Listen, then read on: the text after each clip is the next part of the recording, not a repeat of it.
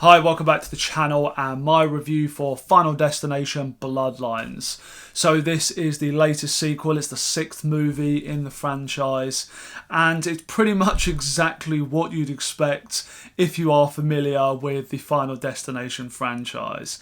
This is a good movie, it's a lot of fun, it's probably about on par with the better sequels in the franchise, I would say.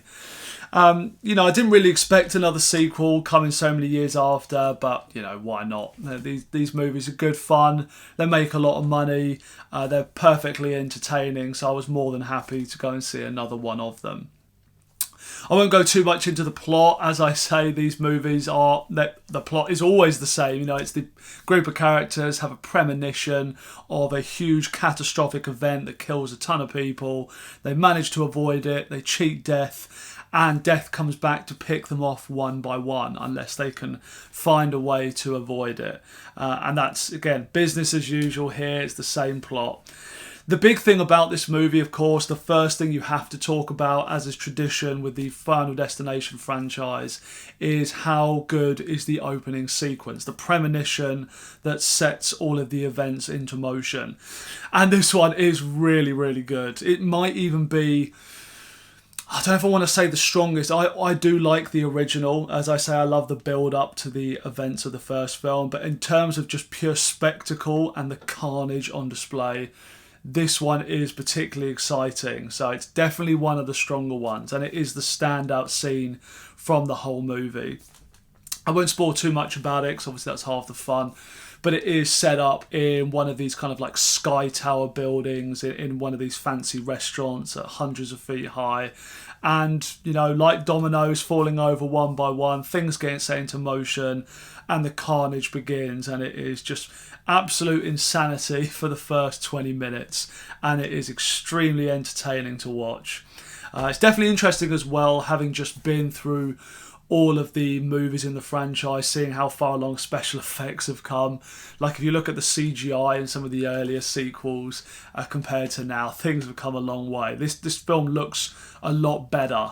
I'll get into some of the effects later in the review, but in terms of the opening sequence, it looks rather insane, I have to say. So that is definitely the standout in the movie. It's the most fun, most exciting part, and again, I won't spoil it, but there is a little bit of a twist on what this initial premonition is, which I liked. I do appreciate them doing something small different from those previous movies. Getting past that, we meet up with this group of characters, all kind of distant relatives. I think it's kind of these main characters and their cousins all kind of come together. Hence the title Bloodlines, that's how they're linking this whole thing in. Where one of their grandmothers has managed to cheat death for many years, has managed to write up this entire rule book and guide to cheating death. The granddaughter finds a way to get this, realises they're all connected and death is all going to be coming for them, and they have to find ways to get out of these situations. Of course, this is all just a setup to get these group of characters together and line them up to be picked off one by one in more and more extreme and ridiculous ways by death. Now, I know primarily a lot of people come to these movies for the very over-the-top death scenes, the gory violence, the extreme stuff, and I think fans of that will definitely not be disappointed with this sequel. One noticeable thing is the gore levels are ramped up another big notch, I think, from the previous entries. It's very over-the-top. And something that would normally be a negative for me in horror movies is using CGI work. I love my kind of practical effects for violence, gore in horror, all that kind of stuff. And in Final Destination, there is a lot of CGI used. But here, I think it actually adds to the fun. The fact that it all looks a little bit ridiculous and quite fake, or just kind of odd looking in a way, I think it makes it more funny. It makes it, the over-the-top nature of it is just more pleasant to watch, I guess. Some of the more extreme death scenes in this film, I started thinking to myself, if this looked too realistic, this would probably feel pretty morbid and pretty unpleasant and probably start to cross that line into where it's actually no longer fun to watch. Kind of like a lot of the later Saw, if you think of the Saw sequels, if you think of a lot of those later Saw movies, I think some of them were so grisly and violent that it was just actually slightly depressing to watch. And thankfully Final Destination always keeps it fun. It's ridiculous, it's over the top, the setups are funny, the humour's funny, and the death scenes are bloody as hell, but it all works together quite nicely. I definitely would have liked to seen a little bit more character development, just because you don't have to do much, but I feel like just a little bit more attention to detail given to the development of the main characters. It really kind of makes you more invested and have more fun as well with everything that's going on. There is quite a fine line, where they just do too little and it all feels very shallow. And this movie is just kind of skating that line for me. The main actress, can't remember her name off the top of my head, but the one that plays Steffi, I think she's definitely a capable actress. But I felt like her character didn't really get enough screen time. They spent way too much time with the tattooed guy. I can't remember the character's name, but he's kind of funny in a way. He's very unlikable, and obviously he's just there to kind of set up his ridiculously over-the-top death scene, which is really entertaining, by the way. It's a good scene, but a lot of screen time is spent on his character, and he is literally just there in order for us to hate, so we feel okay about seeing him die a pretty horrendous death. Whereas this character of Steffi, I think we should have spent more time with her. Kind of the storyline about her reconnecting with her family, the fact she's been away and being kind of negligent of connecting with her family members. I think they should have spent a little bit more time with that, and I think the film would have just worked a bit better. As you'll have seen from the posters, the trailers and everything, there is a returning scene of Tony Todd. Of course, it is a bit of a send-off for him as the actor sadly died.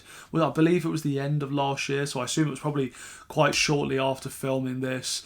They obviously knew he wasn't well, or that he was dying, because there's a scene in the movie with him which is quite emotional, I would say, and you can tell it's a bit of a send-off for him. He kind of gives a bit of a speech which is quite moving when you know the history of the actor and everything, but feels a little bit out of context with the story of his character and the movie, I would say. Like, if you think about the character he's always played in these movies, he's not really like that here. It's kind of like from Fast and Furious 7, with Paul Walker, when they have that final scene that is quite moving as he's kind of saying goodbye to all the rest of the characters, but it's like, it doesn't really work within the context of the story. It's kind of the same as that here, but undeniably a little bit emotional given we've lost the great Tony Todd, but nice to see him come back again here in this sequel for a proper send-off.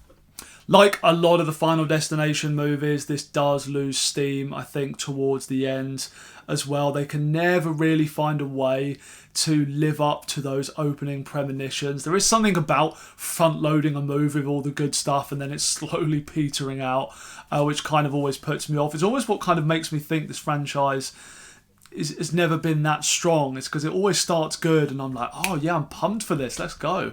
And then as the movie goes on, I like slowly starting to fade because the movie just becomes progressively less interesting as it goes along. And this is still very much in keeping with that. But yeah, it's a Final Destination sequel. It's good fun. If you like the previous movies in this series, you'll have a lot of fun with this one. It's not ambitious. It is just a great 90 minutes to go and kick back, have a few beers and enjoy an evening out with your friends. So I'm going to give this one a 3 out of 5 rating. But please do let me know, guys, in the comments what you think of Final Destination Bloodlines if you've managed to see it yet. Thanks so much, as always, for watching this review. Do take care, and I'll see you soon.